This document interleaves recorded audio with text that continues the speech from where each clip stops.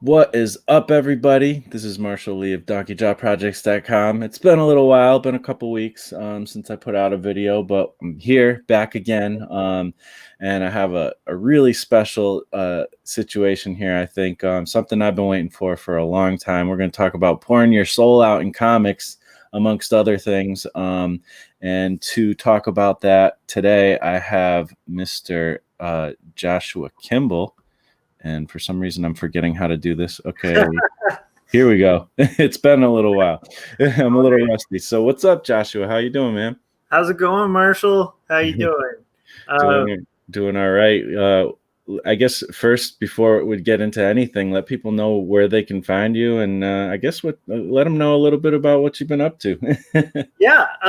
So I'm an illustrator, graphic designer, cartoonist, and art director, and I post artwork on my main website, which is joshuakemble.com.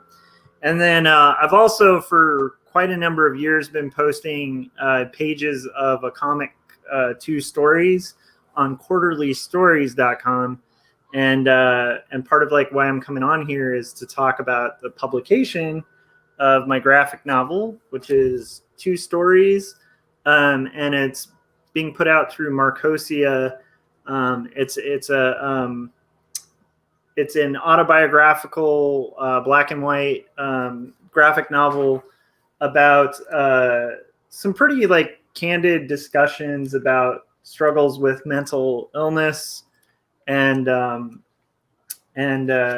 like personal battles with faith and sort of struggling with depression. And it's coming out officially on the 14th, but it's available for pre-order on Amazon, which is pretty exciting and sort of a new experience. And it's fun. I wanted to come on here and talk about it partially because Marshall, you and I like did one of these a while ago on your channel where it was like, I think I was like knee deep in it, like just working on the pages for this and the art for this. And it's kind of cool to like actually have seen it come to fruition and be put out by Marcosia and have a publisher that's willing to kind of take the risk on it. Cause it's definitely a book that speaks really openly and candidly about faith. And like, it's a 2-part graphic novel series. So this is part 1.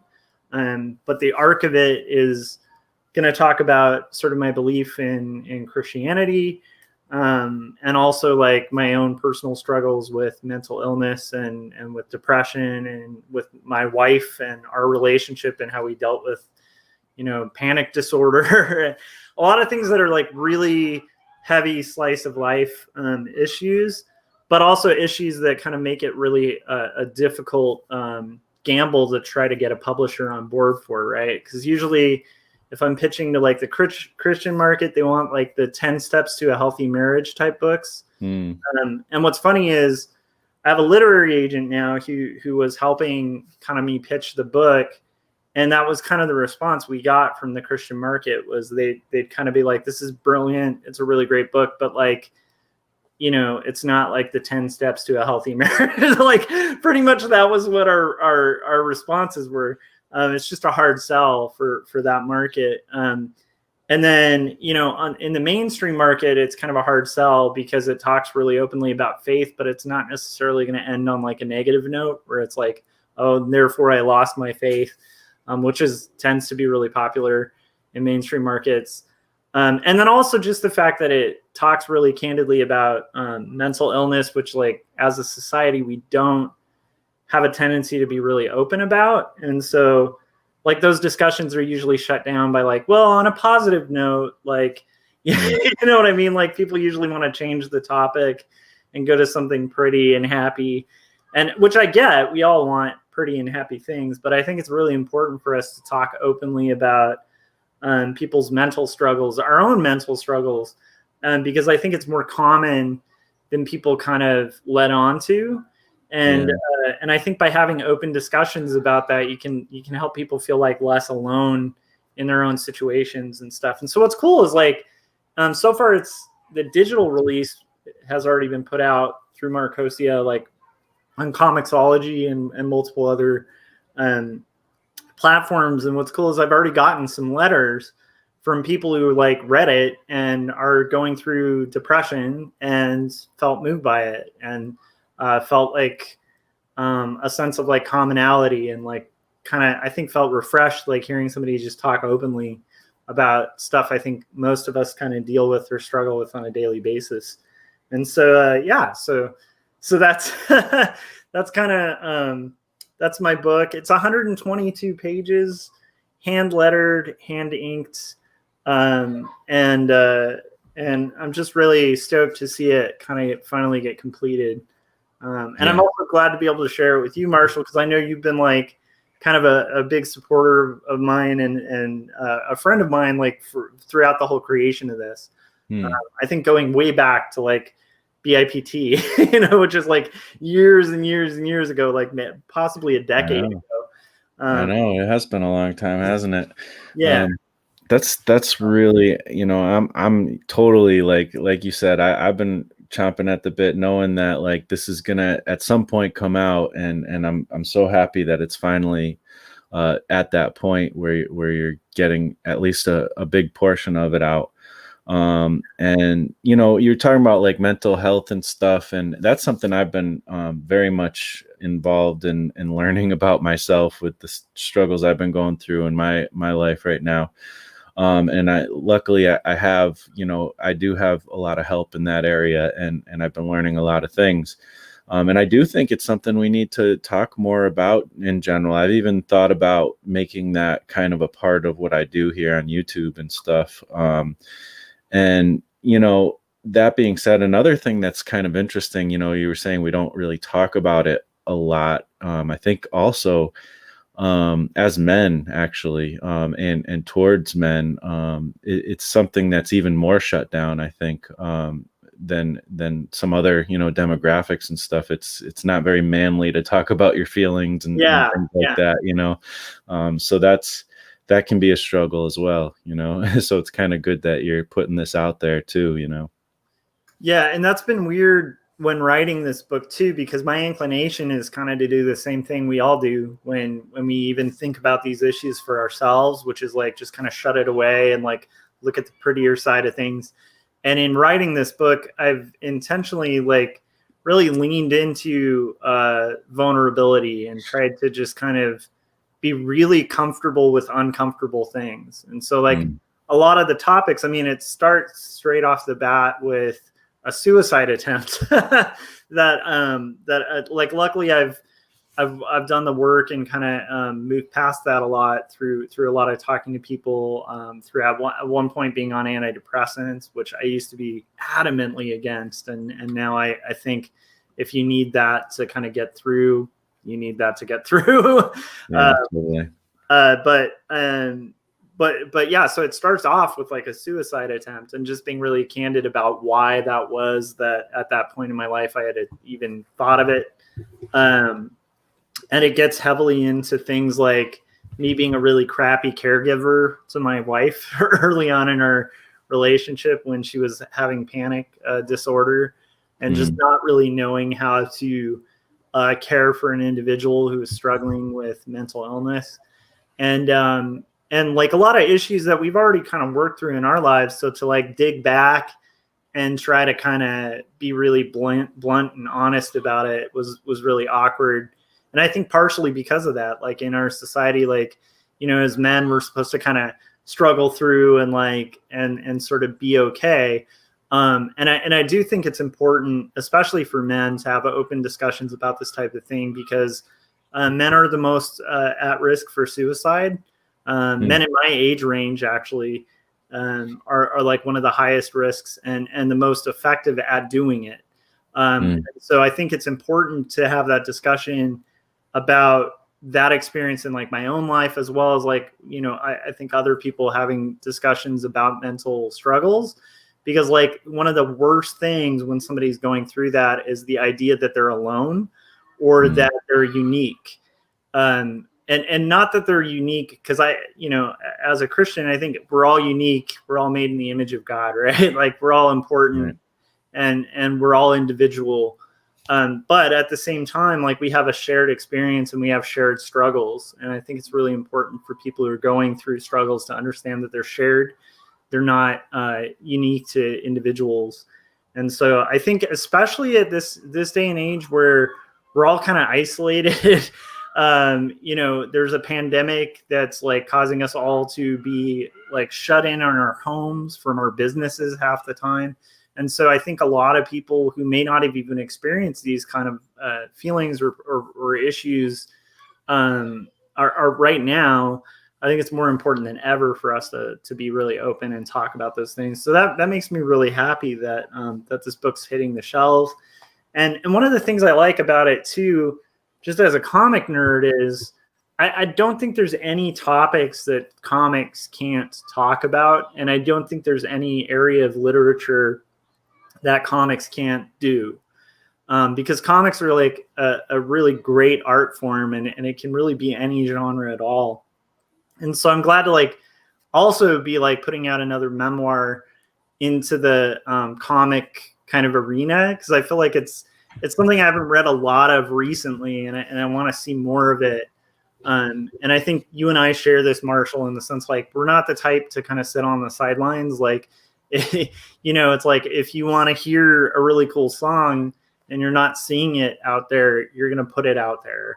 And Totally. and it's like for me, it's the same thing where it's like this is the kind of book I love, and I'm not seeing as much on the market, and so I just decided to kind of do the work and get it done and get it out there. And I'm hoping that there's, enough readers and enough cartoonists and comic nerds out there to kind of make this thing, hopefully see the light of day, and get to more readers who need to know that they're not alone, Yeah. So, yeah.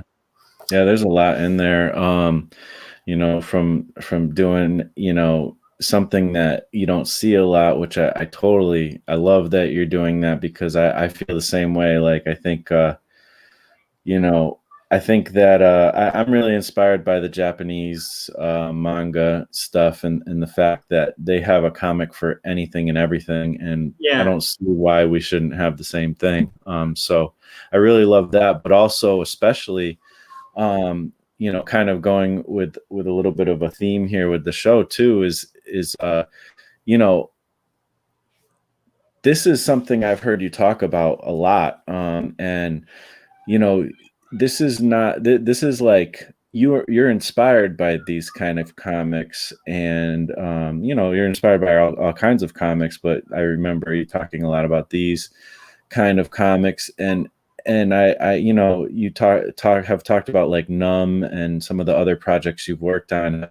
It's like you began kind of down this road, and this time this is like, you're putting it all out. This is me doing exactly what I've been wanting to do, and sharing like everything, like about like you said, the vulnerability, and like really putting yourself out there where you're at right now, creatively, skill wise, and also literally your story. What is it like, man, to really pour yourself out like that? That's pretty commendable and interesting. And like I said, I'm looking forward to reading more, Yeah, it's weird. It's I enjoy it, and I do like the fact that like what I'm presenting hopefully will be authentic and be kind of true to what my story is. I'm trying to be as accurate as possible with the autobio part of it, and like lean into my flaws as a person, because I feel like one of the failures I'll see often in autobiographical comics is like people will kind of make themselves out as like the hero, which is our inclination. It's like, even when I look back on my life, I'm always the hero in my own story. And so to kind of like look back at that and try to give it a real honest viewpoint, where it's like, hey, where was I like an asshole? Like, where was I not a good person, like in this? And that's what I need to lean into, as opposed to like, oh, feel sorry for me, or, and so that's been a really uncomfortable but really productive experience in writing this, was like sort of like finding those points where I wasn't good and trying to kind of exaggerate those, as opposed to being like, look how great I am, you know, and how horrible everyone else is. And so that was a really valuable experience. It makes for really awkward interviews, which is interesting. So like, as I'm starting to try to kind of get this through, it is weird to have these discussions where it starts off with like, well, you know, so there's this point in my life where I was standing on a bridge ready to jump. And then I'm like, okay, let's talk. Like but that's the lead into the story. And so it kind of forces that conversation, and it sort of forces me to get uncomfortable at the get-go at most of these most of these conversations. So that's been both terrifying and exhilarating at the same time. Yeah, I could imagine. You know, it's interesting though, as you're saying this, it's reminding me of like ancient writings, you know, and just different ways that civilizations have portrayed whatever their history is. Yeah. And like you said, they always make themselves to be out the hero and stuff. And then I think about the ancient writings of the shared faith that we have with the Bible. And, you know, that's something that's actually pretty interesting about the Bible is it doesn't shy away from telling you how amazing David was and how horrible he was, you know, both sides, you know, and other figures. Yeah, and that's a big conviction of mine too as a Christian is like I feel like a lot of Christian literature kind of forgets the origin of what we're writing about, right? Like where it's like the Bible didn't shy away from depicting sinners as sinners. You know what I mean? Like they didn't paint the world as like a prettier place than it was. There's rarely like a portion of the Bible where everything looks sparkly and pretty like a Thomas Kincaid painting, you know, like which is like, you know, I think a good chunk of the Christian market is that where it's like giving you these sort of glittered, glossed over depictions of reality. And I feel like you can almost lose the purpose of the faith or the message of it if you're trying to depict a real solution to real problems in the real world, and yet you're kind of depicting a fake world, right, with fake problems and unbelievable things.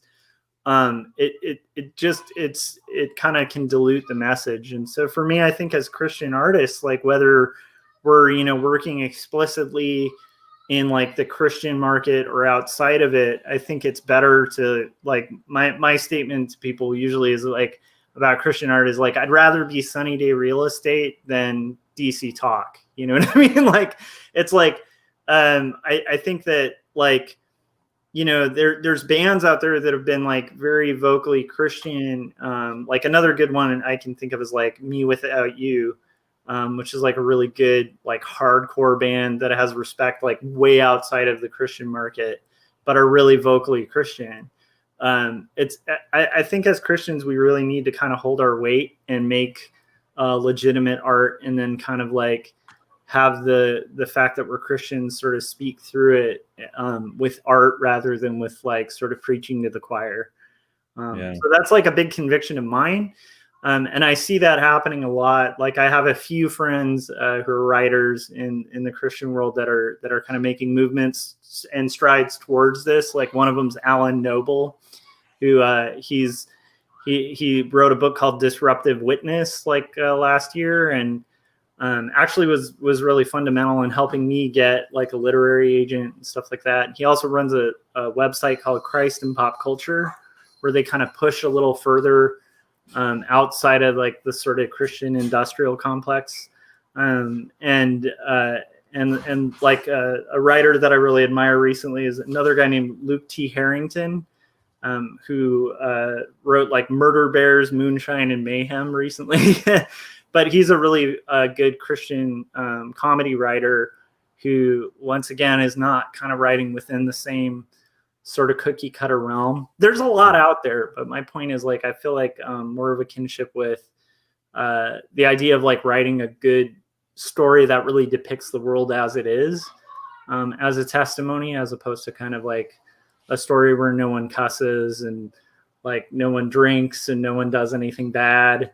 Even Yeah. the villains are like, censoring their language. I just Yeah. never understood that. I don't know if that makes sense. It's kind of a rant, I but I understand it because I know what it's like to go to church, and I know what it's like to feel like you're in a Christian bubble, and yeah, it's just it's like this sanitized culture, and you get it because you you're supposed to try to be good and do good things, yeah. and all that stuff, but yeah, it's also very uncomfortable and kind of not very human sometimes. Yeah, and I think vulnerability is like part of what we're called to. I mean, I think that like even in Christian circles, like I've always been shocked at how many men won't admit to like watching pornography or something, and it's like all men I know watch pornography, whether they like it or not. Like they do, like at some point. And the second one person like breaks that bubble, then like people will be vulnerable and kind of admit like their real struggles.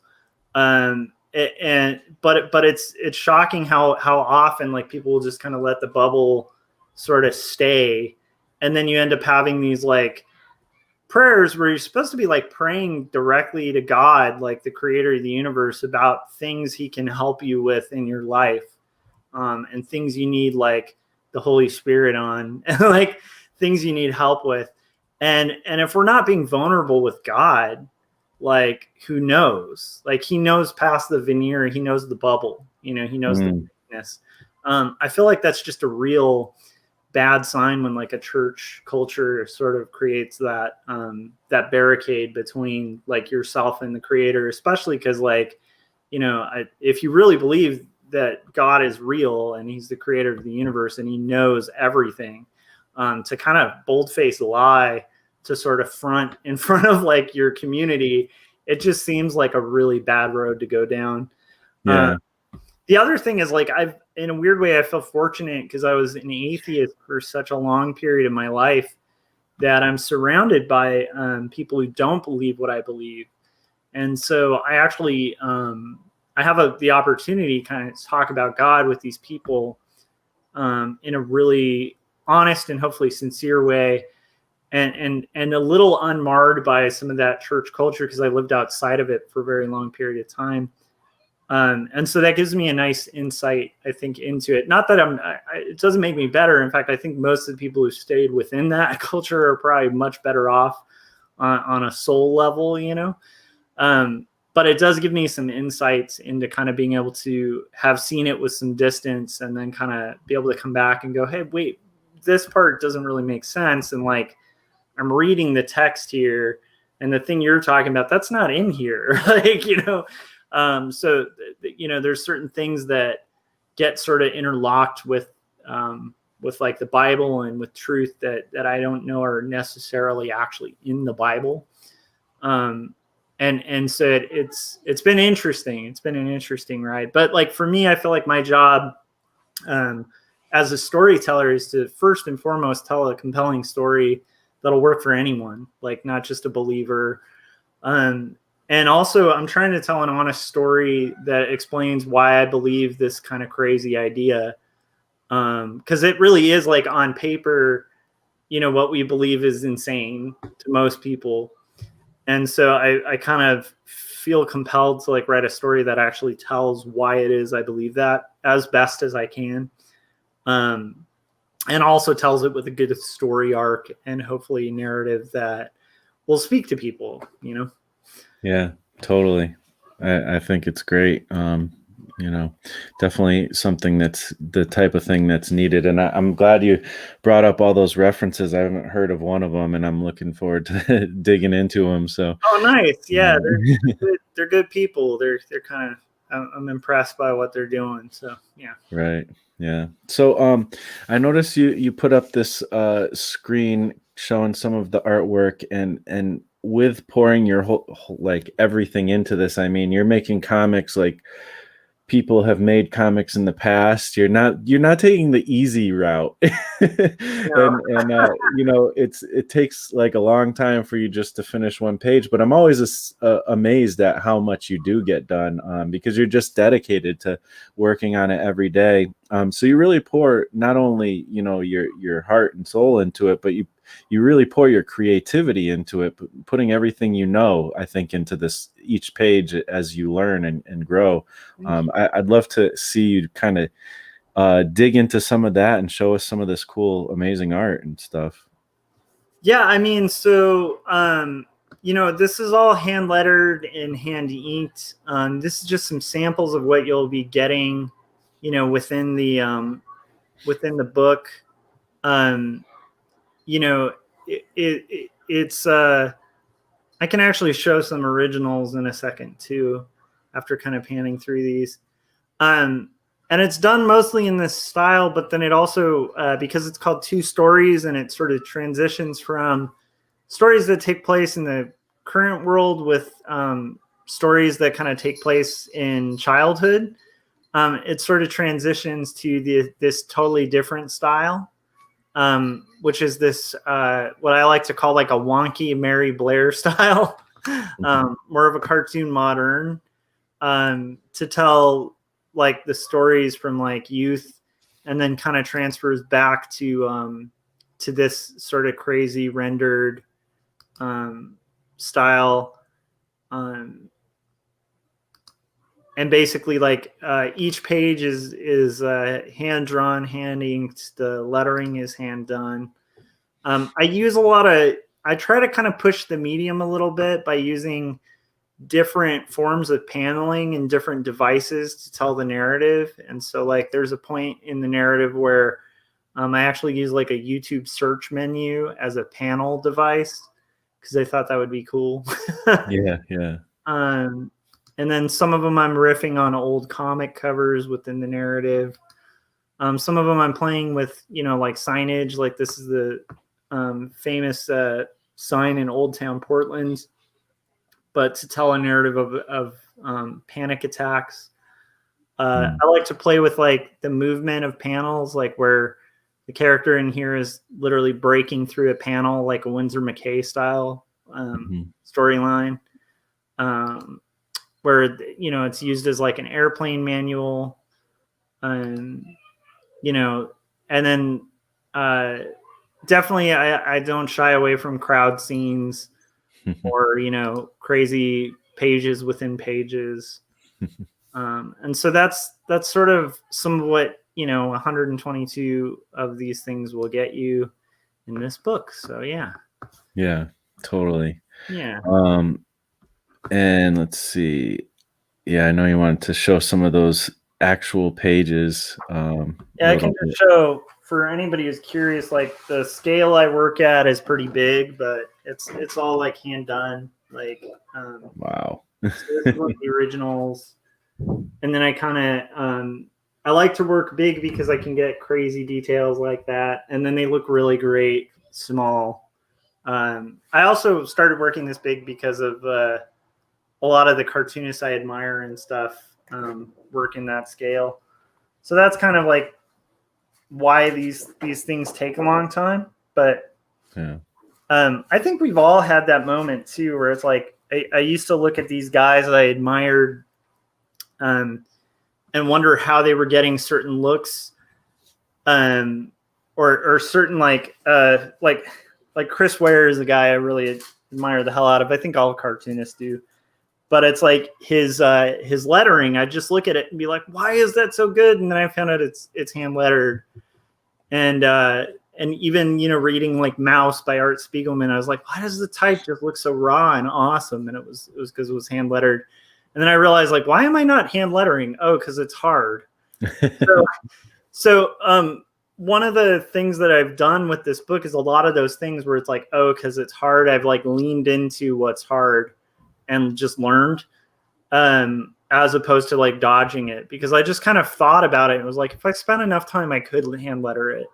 If I spent enough time, I could like draw that whole city, as opposed to, you know, and if I work big enough, I could get away with like a little more detail and things like that. So there's a lot of things that were like ifs that I kind of knew the whole time I'd been creating comics. I kind of knew these things, and then just kind of tried to find workarounds to making the kind of pages I wanted to make. And finally, I just kind of leaned into it, and so that's what I decided to make. So yeah, I think it's interesting where you've talked about in the past with kind of almost contrasting Numb with this project.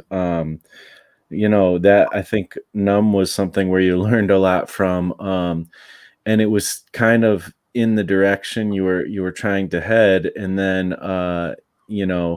then I feel like you've talked about how kind of leaning into this project, it was, there was certain pressures on you with Numb that kind of you didn't have to worry about with this project. I'm probably not saying it right, but I know you can talk about it more or better. yeah. I mean, there's a couple things. So like when Numb was my first comic, so this was like me. I mean, not my first comic. Like I made comics and zines and stuff when I was a kid. Like especially in high school, I used to make one called Odd, Demented, and Pulp. I'm sure I have it somewhere in the garage, but it's just a stapled zine that told stories about my high school and had terrible things that almost got me kicked out of high school, like certain teachers like falling over dead and stuff. But it was like really pulpy, like just silly stuff. But then like I got serious, and my when I was working on my BFA at Cal State Long Beach, and I was about done with working on my illustration degree, and I was realizing like, hey, I've taken like all these life drawing classes and these different classes and learned a little bit about drawing, but I don't feel ready to make comics.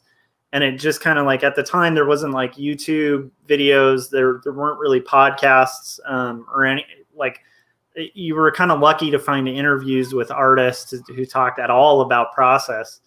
And so I just had to come to my own conclusion of like, well, if I want to be a comic artist, I guess I have to actually just kind of sit down and finish a comic and make it as good as I can. And so that's when I made this. But there are some things in it that, and it was good. I ended up like applying for the Xeric grant with it, which at the time was this grant that like Peter Liard, one of the co-creators of the Teenage Mutant Ninja Turtles, put out. And I didn't think I would get it because all these guys I really admired, like Adrian Tomine and Jason Lutz, and a lot of like cartoonists that I was looking at and was just like, these guys are on a different level. Got it, but I've always had this thing. I think most cartoonists do, most artists do, where it's like you can kind of fool yourself to think you're ready, even though you're not. And in retrospect, like I look at this and compared to other people who got the Xeric, I wasn't ready, but I got it, and I got it through applying. The only thing that I didn't like about this was an attempt at auto-bio, but like in retrospect, like, and I still am proud of it because it's the best thing I made at the time. I still sell these too, but it's like, the thing I didn't like about the storytelling was that it was kind of exactly what I was describing, where it was making myself to be this sort of downcast hero. And I made fun of myself a little bit in it, but I didn't really depict it like as true to life as I could have. I rushed through the story because I was constrained to 24 pages. And then I also wrote the story about not knowing what to write. That was the premise at the beginning, which is a pretty typical story for a new creator to do, Yeah. I don't know, Marshall, if you've ever done one of those, but that's a pretty common like first story when you're like, I don't know what to write about. I'll write about not knowing what to write about. It did have a twist that I was pretty proud of. So like this whole thing is very confessional, sort of about my first relationship and like a first love gone awry.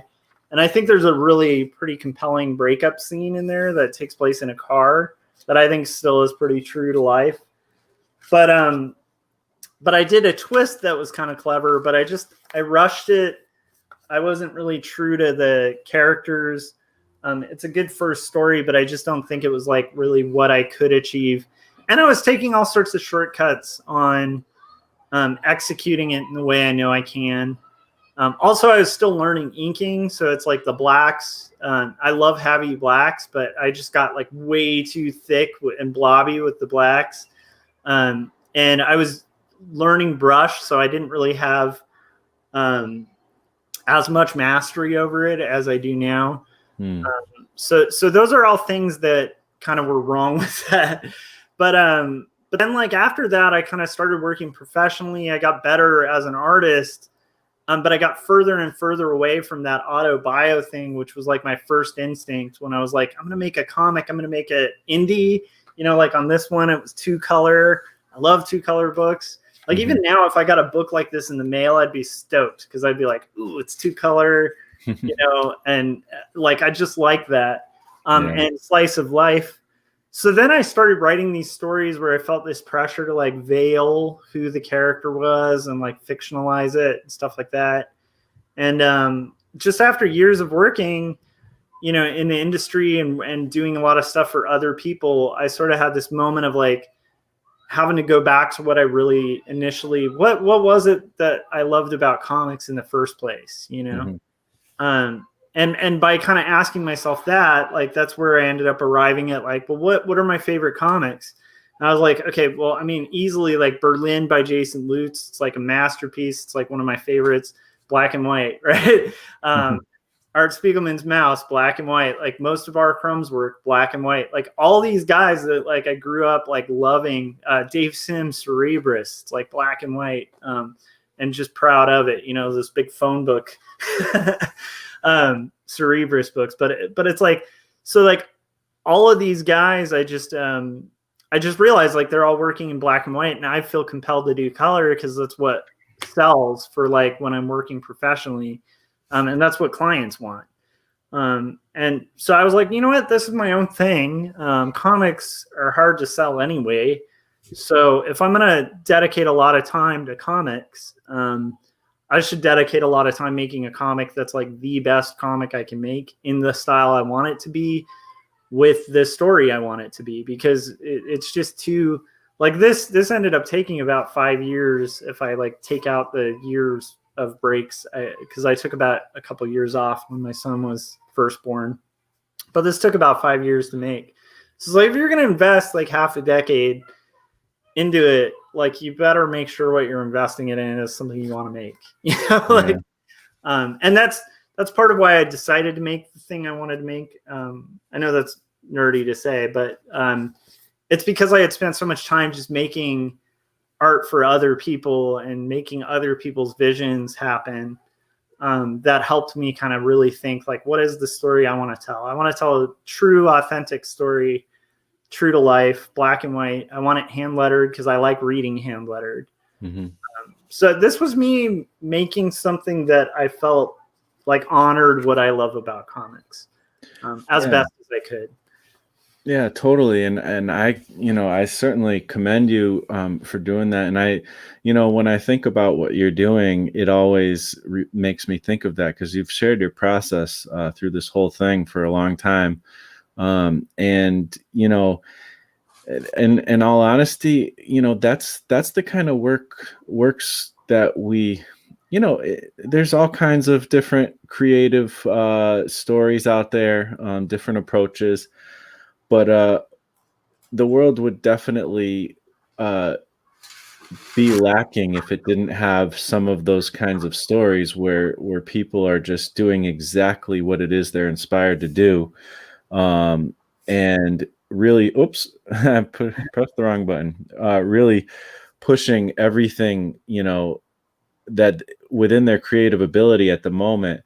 I mean, it's just really cool when you see that happen, and I think the world is richer for it. And it's also, you know, like I said, it's an example because, you know, you don't see that often. You know, you see a lot of people doing stories for different reasons. None of the other reasons are necessarily bad or anything, but, you know, even a lot of my approaches have been, well, I want to make a career in comics, you know, so it's not that I'm pandering to audiences, but I do have a little bit of that in mind, and I'm also just, I want to make a comic, and maybe I'm not fully ready or something, or maybe I'm not doing exactly what I have that I want to do, because I'm not sure if it'll resonate, and maybe it's not the right time for that yet, because maybe the audience isn't ready for that or something. And seeing somebody actually doing that, it makes me think, honestly, when I read or watch something, when I see them really do exactly what they want to do, Yeah. often there's something amazing to that is, you can't, it's worth putting that out into the world, and worth being somebody who's taking it in as well. Yeah, and I mean, there's a risk to it. I mean, like, I could say like what was disheartening initially when I was pitching this out, and like I had a literary agent, I had done all the right steps to kind of get a publisher interested and invested, and I had a good book, and everyone I sent it to, and I'm talking like pretty large publishers, like outside of Christian publishing, and I'm talking like publishers owned by Knopf, like some of the largest publishers in the world, we're sending this to. And the response was like, it's great, it's amazing, we don't know how to sell it, which I get, because it's like, it's a tough sell. It's not like high fantasy, adventure, like action, like that is what sells in comics. Like, and so like going outside of that, like not that can't sell, because like, like Daniel Klaus has sold pretty good amounts of issues. Chris Ware sells pretty good amounts of issues, but it is a hard thing. And when you're doing comic publishing, especially anybody venturing into publishing comics, it's a hard field, and it's a really hard thing to move. People aren't as interested in comics as they are in like film or in like books, right? Yeah. And especially like children's books. Like children's books, if you look at like best-selling children's books, and you compare it to best-selling comics, it's like, I mean, the numbers that are moved are just beyond exponentially different. Even when you look at like comics, like during the Image boom, when like they were selling ridiculous amounts, it's never going to touch what like Mo Willems is selling on like his, Pigeon books, like, and right. So like whenever like somebody's going into publishing comics, like they're taking a massive risk, and businesses tend to be risk averse. So for them to even take the leap to delve into publishing comics is a huge risk. For them to take a leap into publishing indie comics is a huge risk. So that's even a risk further. For them to get into publishing memoir by somebody who's not, like massively famous, that's a huge gamble, because that's a hard thing to sell. So I really appreciate like that Marcosia did take the risk for it in that sense, because like I'm not, like John Lewis's March, which is a brilliant memoir.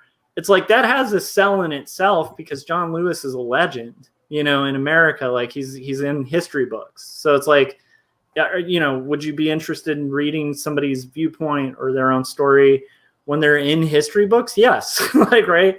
But like things like Craig Thompson's Blankets, at the time that was published, that was a huge gamble for like Top Shelf at the time to take, because like not a lot of people knew Craig Thompson at the time.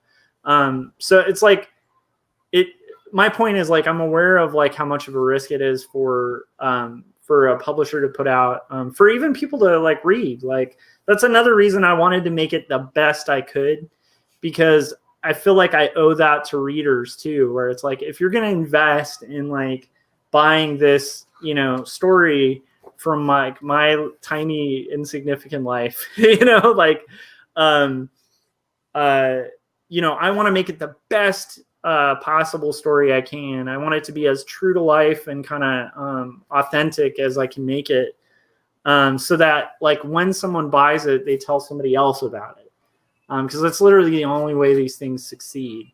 And so so that's kind of another reason for my approach. But my point is like, yeah, if you're gonna dip into like doing memoir, which I think more people should do, but just realize like it does make the odds against you a little more, because it's already hard just trying to get into indie comics. But if you're trying to sell somebody on like, hey, here's a book about me, who am I? Like, it's not as interesting as like, here's a book about somebody who can bend space time and like do these cool things. Like that's so yeah, I don't know if that makes sense, but I guess my point is like it is a risk, and but also I think, to me, also comics are such a long shot to begin with as a creator, and I think most of us creators know it. It's like it's a very long shot market. Even if you get like let's say like Marvel picks up your book, or like some one of the big two picks up your book, or it's even bigger than Marvel, like I don't know, Random House like puts out your book, it still doesn't guarantee it's going to sell. Yeah. And so you're going to be investing a lot of time for a very small return.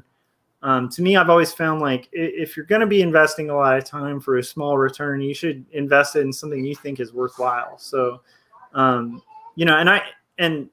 I think that exceeds all genres. Like it's like I really do think like when The Walking Dead was created, like the creator of The Walking Dead was like really into that zombie story. And had a unique angle to that zombie story and really cared about it, because it's like, most image books aren't wild successes to that extent. And so, I think that's kind of what we have to do as cartoonists, is like we make the best thing we can, and invest the best resources we can do into making it, because otherwise, like, what's the point of making comics, Yeah. But I do get it, because it's like I prior to this, like I did some strips for like theroot.com for about a year that I just knock out, and they were full color and very like pared down. And I get it. It's like especially if you're trying to make a career of it, it's like you need to make them pared down and quick and do what you can to kind of get it out in a timely fashion. But it's like when you're talking those big dream stuff, especially creator-owned stuff, like put your guns into it, Yeah. Totally. And it's also interesting that on the marketing side of it, in some ways, it can almost be almost a strategy to go this kind of route. And I don't think you approach it initially as a strategy. You're just making the thing you want to make. But like, I look up to a lot of people who create stuff that most people don't create, and when you do something like this, you actually have a chance to transcend in ways other people have a hard time doing. You have a chance to carve your own path, and because of that, you gain followers that other people don't necessarily gain. You have a chance to reach outside of the comic book market and bring people into comics. And I look at, even a lot of times with music artists, actually, I think of this, like one example I can think of is like Bjork. Like, I love her music and stuff. Yeah. She's freaking weird, but she's awesome. And like, she has a very good career. And every time she puts out an album, people buy it, and it might not be the people who, buy Britney Spears or whoever's the hottest pop star, but it's, she has an audience, and she's expanded some people's thoughts about music and done some pretty cool things, Yeah. And that's something I think about too. I mean, we both do music, Marshall. So it's like, and I know you're pretty much on the same page with this, with hip hop, and like the kind of hip hop you like. I think we have pretty common taste in that sense too. But it's like, I always think of my things in terms of music, and I'm like, who would I rather be? Would I rather be like the Pixies? Where it's like Frank Black has had a really good career because of the Pixies, but by no means are any of the members of the Pixies as wealthy as, like, I'm trying to think of like a huge band that's, been like commercialized or something. Right. What would be a good example? Like Guns N' Roses, which is still a good, both are good bands, both are talented musicians, but one is like musicians beyond musicians that have kind of influenced bands for generations and have created their own style of music. and then one has been like a very popular rock and roll song band that people are karaokeing to, right? It's a different vibe, but it's like when you talk about sort of the authenticity of the art, I think nobody would question whether you think like if you think they're both equally authentic, I think that would be a hard sell. And so for me, it's like I think both are valid, right? You want to make a living as an artist, but I always feel like I'd rather be the Pixies and fail and make good art that I know is good, like in my core, than be, like the giant mega band that fills stadiums, but like secretly when I play my songs, I kind of hate myself a little bit, like, because I already do that. I mean, like I do commercial art all the time, and I put as much love and care as I can into it. But I'm like, I do that in a totally different industry than comics, because like, if you're gonna sell out and you're gonna do art for other people and like kind of cater to other people, and I don't think that's bad. I want to be clear on that. But if you're gonna do it outside of comics, because there's way more money, in that. And at least the commercial side of like illustration and graphic design, like there's a much better paycheck, right, than comics. But like if you're gonna do comics, like I feel like it makes sense to be the Pixies. It makes sense to do like the Sub Pop thing as opposed to like the major label thing. And then who knows? Maybe you'll be like, I guess to bring it to like hip hop, it's like 36 Chambers is one of the most respected albums ever made in hip hop. My favorite albums. Made on like a shoestring with a bunch of guys who just loved it and meant it and were just raw, and that's what everybody loves about it. And they themselves have never been able to replicate that. A couple of solo albums come close, but it's like they've never been able to replicate that, because that's that raw, like beautiful emotion that I think that we all love. And so that's kind of where I'm trying to be. Yeah. Like, Totally. I mean, that's what it is, man. There's so much in there, and like I said, I think that again, it's like you said, it's a risk, but it's also has a great potential, and even on a marketing standpoint. But I'm curious a little bit. I know you've talked about it already, but this Marcosia book deal, I don't I've never heard of them, but I just looked them up. Looks like they got a lot of good, cool stuff and everything. I'm just curious if you want to talk a little bit more about how that came about and how you found them and stuff. Yeah, so Marcosia so I'd heard of them a while ago, because so when I got the Xeric, it's like I was at Alternative Press Expo. This was years ago, like 2007, something like that, in San Francisco. And I met this guy, Joshua Hagler, who was also a Xeric winner. And we kind of started contacting each other on like over email and stuff. And I remember when he was doing this brilliant book series called The Boy Who Made Silence, which actually I highly recommend, especially if you guys are into, like, oh my gosh, now I'm blanking out. Dave McKeon. So if you're into like Dave McKeon and that kind of cool, kind of like collage-y, painterly, very like Photoshop abstract style of comic making, it's just beautiful stuff. Approached like a painter, which is really another thing that's pretty rare in comics. But when it's done, it's so cool, But yeah, so he did this book, and like he put it out through Marcosia. So that's the first time I had heard of Marcosia, and then I also know of them because they put out Starship Troopers, which is a pretty cool comic series. It's like the comic version of Starship. They didn't put out the movie. Right. And then they've also published a couple of people we know as well. And then more recently, my friend Ken Mora got a publishing deal for Caravaggio, A Light Before the Darkness, which is a pretty cool like historical fiction graphic novel. Mhm. So they were kind of in my mind because of those particular creators and stuff. And then like, when they expressed interest in publishing it, it was like, I looked more into it and I started noticing like there's some pretty heavy hitters that have put out books through them, like a lot of the Marvel and DC guys.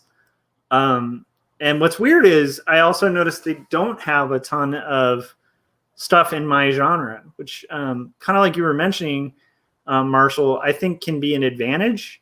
Because I feel like actually if I were with an indie that was all they were doing was memoir, it wouldn't really stand out. Whereas like being like one of the few memoirs on there, I think will help it stand out and hopefully help it. But they're mostly they're mostly known in England, so that's one of the reasons like hardly any of us have heard of it. Yeah. And then even our friends who've been published there, a lot of them live across the pond, like so it's but it's exciting, and I think the fact that they're in Europe might actually help with sales and numbers as well, because as we're aware, like Europe is a little more open with genres and comics. Like they aren't as married to the capes and tights as we are here in the U.S. And so like there's a lot more broad diversity, in Europe, in the sense of like comics like being sort of a mainstream thing that are sort of every genre, as opposed to just like, I mean, imagine going to a bookstore. I always think of this with comics, but can you imagine going to a bookstore to buy a book and like the only section in the bookstore is fantasy? I know, right? You'd just be like, well, where's like, okay, so where's the literature? Where's the young adult? Like, where's all the different genres? Like, where's historical fiction? Like, Yeah. and yet, like, you go to the bookstore and generally there's just graphic novels in a section, and they aren't really like separated by like genre or anything like that, except in really great comic shops. Right. But it's not like you're going like to the graphic novel section and going, I want to like read historical fiction, and go to that and there's historical fiction. In my mind, like the perfect world we could get to as creators, in comics is like being able to go into a comic book store where it's sectioned like that, where it's like you have fiction, you have nonfiction, you have historical fiction, you have, you have spiritual, you have like all the different sections that are in a bookstore for books, like for comics. I think that would be great, because I think there's so many different great comics, and it always bums me out when it's just one kind of comic getting the main narrative. Yeah, There's so I agree. Like I think we're missing out because we don't do that. And I've said it many times before that there's a ridiculous amount of comic fans out there who don't even know they're comic fans yet because they haven't had anything in their genre really, that the things that they like, presented to them, Yeah, totally. I mean, so that's another reason I write in this genre too, is like, when I was younger, it's like the books that really like, I've always been a book nerd like most of my life. But I remember when I got it like super engaged with reading, it was from reading Catcher in the Rye, and reading like On the Road by Jack Kerouac, which is like, On the Road is kind of like a much spicier life than the one I'm writing about here. But it's like, it's an autobio story about like a bunch of guys taking a road trip. And that's kind of my jam. Like in literature, I read all sorts of genres, but that's the stuff that like super resonates with me, so I feel like that needs to be that needs to exist in comics, and I think it would pull more people into reading comics if we started kind of broadening that, as well as like there's other kind of looked down upon areas of comics that like I'm glad to see it starting to kind of grow again, but like for a while like horror was like this taboo thing. Yeah. Even though horror is like one of the original like first earliest forms of comics was horror, so it's like but I think because of the whole sort of censorship code and stuff in like the early 40s, comics kind of did a 180 from horror, and so like horror was sort of like the stepson who's like hiding, you know, abused but still there. And then like luckily like that's growing a lot because of, you know, wild successes recently. Like Walking Dead's a really great thing for horror and comics. But there's a lot of like genres in comics that I'd love to see more of, you know, and I'm excited to see it. But I'm also excited to kind of be able to contribute and put something new out there, you know, that's hopefully broadening that little section of the shelf that I like so much, you know. Yeah. Did you try approaching some non comic publishers? Because I almost feel like it'd be really cool if like next to, you know, some of these other stories, like you said, you know, on the road, or even maybe some historical stuff, you know, like I think this would fit great with like, you know, Night or something by Elie Wiesel, or like, you know, some of these crazy stories, you know, and just if it was sitting there next to it, it seems like it almost fits more, and then it would pop out because it's like, look at all these pictures. Yeah, that'd be great. Yeah, I mean, we definitely did approach some larger publishers, and like I said, I think one of the big things was sort of it speaking really openly about my faith, which deterred some of the larger publishers out there, which I think is a shame. But I also think it's important for books like this to be out there because of that, like where it's like, I think regardless, like we need stories that are honest about faith. And so I kind of knew that going into writing this too, where I was sort of writing myself into a corner that was hard to market from, because I'm not sort of politically, I don't lean where most Christians lean. And textually, it's not leaning where a lot of Christian literature leans. And so by writing authentically about myself and my experience in my life, it kind of puts me in a corner that like no one wants to be in there to publish. And so I am really refreshed and stoked that there is an area in publishing for me and my voice. And I do think there's an audience. Like I really do think people who are struggling with any sort of depression or anxiety, and I think especially in this day and age where we're all locked down, I think that's the market for this book. And that also makes it a hard sell because it's talking candidly about mental struggles and like in general, people, especially right now, publishers are very risk averse because they're going through a hard time too. It's like you got to think, how are they selling books through retail? Nope, like. Literally today, Los Angeles just announced another shutdown. So like all the bookshops, like I'm trying to get local comic shops to order my comic. How am I supposed to convince them to take the risk to like stock these on their shelves when their shelves may not exist next month? You know, it's a really crazy time to be trying to market a book, but I'm still marketing it and I'm still hoping it can get out there. And I'm excited. Like I will say too, one of the cool experiences of this is I've actually seen this when like the first 2 days this was up for pre-order, by kind of rallying people I knew, it got it up into the highest, like, you know, the top 100 of literary graphic novels on Amazon, right next to like books by Pantheon, like which is owned by Knopf, and some of these other like mega publishers. And it's like this little indie published book was up there. So I know it's possible. I mean, obviously that was our pre-order boost. So it's like that's sunk down, but my hope is to kind of get those pre-orders up again, because I think it's possible for like an indie to do well.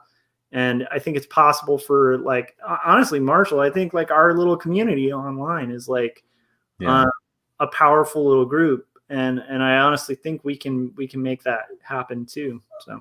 Yeah. Totally. And I mean, the fact that, you know, throughout so much of this process, you know, you have been on YouTube and you know, earlier you did the podcasts and stuff. And there's a lot of people who are doing this kind of thing who haven't even done that, you know, and that I think that's a big deal, you know, and like you said, it's maybe, you know, it's not the hugest audience, but it's something. And like you said, you know, when people read it and share it, and there's a lot of power in that word of mouth and stuff. So you know, I've been putting the link in the chat. Everybody definitely go check this thing out, you know, pre-order it. I pre-ordered mine before the show. I've been waiting for this thing forever, so I'm happy. I'm so happy that it's finally, you know, here, and I'm looking forward to the rest when that comes too, you know. I know that's going to take some time, but Yeah, that's a challenge right now, is because I've realized, like, there's this tendency I have, and I think most creators have, which is like to kind of go into promotion mode and then creation mode. And it's hard to task switch. So we usually just kind of isolate it out, like, okay, now's promotion time, now's creation time. And what I worry about is if I do that, I'm going to get too used to getting out of the workflow.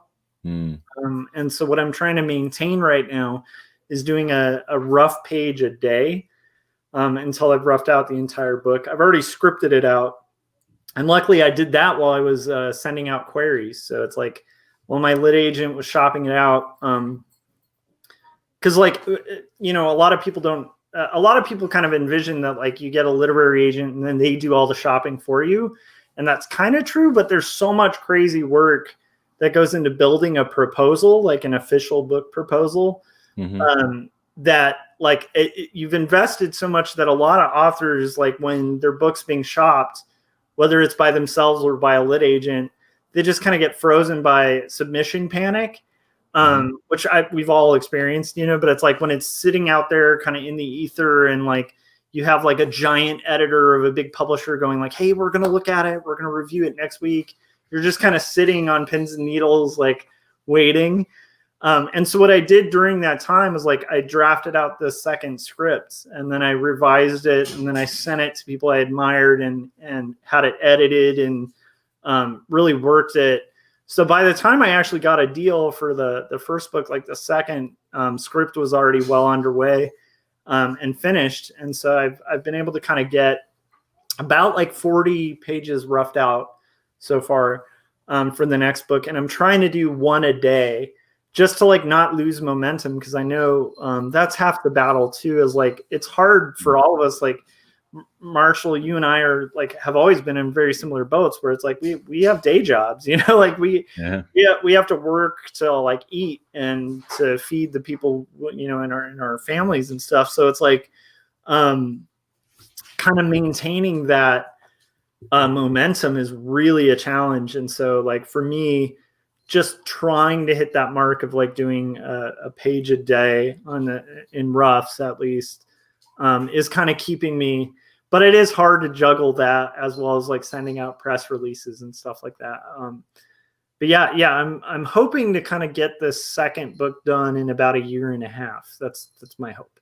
So. Oh wow, that's a good goal. I'm sure that'll take a lot of work. But so this second book, that'll finish out the story, or? Yep. So. Okay. It's all kind of in twos. It's weird. It's like, so there's two styles in two stories, and then there's two volumes. So it'll be 2 books total. So, and, like, they're kind of separated by theme too. So this one is about almost like loss of sanity and loss of faith. And then the next is about kind of like how a little more about how this happened, and then sort of finding faith. And so those will be sort of like the 2 bookends to the book. So yeah, it's kind of exciting. It's very exciting. Well, man, thank you for coming on. And before we get going, once again, let everybody know where they can find you, where they can find the book. Like I said, I've been putting the link in. It's also in the description down below. So awesome. Yeah. So, I mean, I really first wanted to say thank you, Marshall, for having me on. Thanks to everybody in the chats too. It's awesome to hear people. It's also fun to see Frank in there. He's always good. Like, he's really good at pitching. But yeah, it's just, I really appreciate it. And I appreciate that you've been a supporter of my work and an encouragement, actually, like, throughout a good chunk of my career. And and have always been like a real inspiration and part of the kind of initial crew of people online that I know that are in like this kind of creative. I think we all feed each other, and I appreciate that. And then I just wanted to let everybody know, just go to Amazon. The best way to help the book is to go to Amazon.com. Look for 2 stories, Joshua Kemble, which is that weird spelling with an E, and pre-order it. But also, if you're curious, you can also go on joshuakemble.com, and there are other retailers selling it that are listed through on the Marcosia website. So you can find it through other stores and stuff like that. Like Book Depository, if you're not in the US, is carrying it as well. So yeah. Sweet. And where can people find you online? I don't know if I heard you say that yet.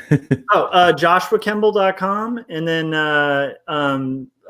you can also find me on Facebook as Joshua Kemble, and on Instagram as Joshua Kemble, and Twitter, I think, as Josh Kemble.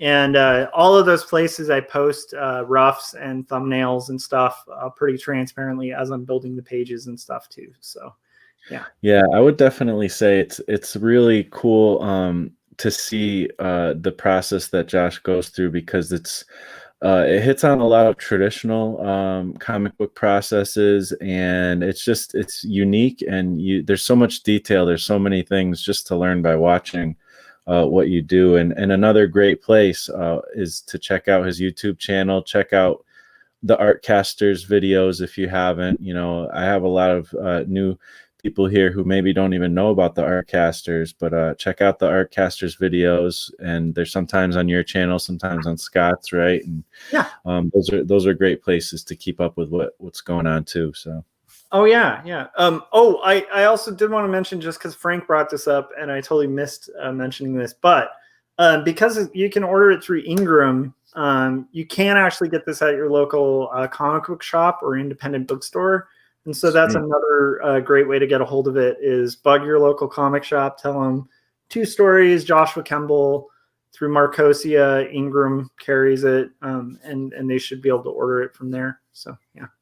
Awesome. That's really cool. All right. Well, everybody, thank you for hanging out with us, and and everybody watching on the replay, thank you. And we'll talk to you next time.